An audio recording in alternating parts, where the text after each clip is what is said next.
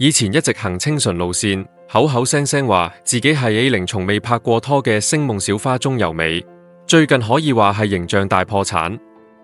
由最初手滑上載同劉展婷嘅親密合照之後秒刪，再以玩遊戲真心話大冒險做藉口，到後來被舊同學爆出中學時期已經拍過4次拖，連絕嘴密照都流埋出嚟，令到鍾柔美嘅玉女人設一朝喪，更被網民狠批係大話精。潛水多日之後，鍾柔美終於再次喺社交平台上水，上載咗一條着住運動背心大騷蠻腰嘅跳舞片，似乎想用活力形象試水溫。不過網民嘅反應就非常兩極，令人意外嘅係條片推出唔到5分鐘，就得到前輩保期閃電派嚟讚好，呢種神速支持隨即引發網民熱烈討論佢哋兩個之間嘅關係。面對排山倒海嘅負評，鍾柔美選擇用冷處理嘅方式喺新片入面對緋聞只字不提，只係繼續展現武技。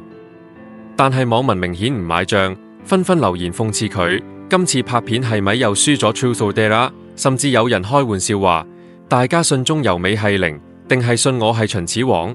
結果唔少人回覆話，寧願相信個網民係秦始皇，都唔信鍾柔美冇拍過拖。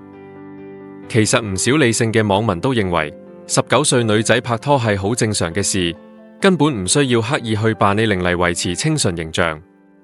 有粉絲留言勸佢，中意你嘅人，就算你係380都會支持你，最緊要係做返最真實嘅自己。對於藝人嚟講，坦誠往往比完美嘅人設更加緊要，因為一旦誠信破產，想贏返觀眾嘅心就真係難上加難。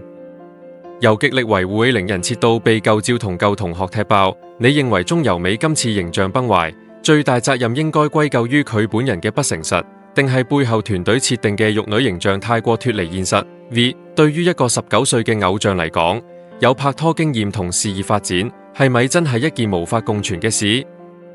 定係觀眾同市場嘅期望先係問題根源？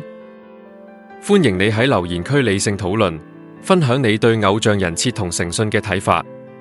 記得訂閱同冚鐘，我哋一齊拆解更多娛樂圈嘅形象迷思。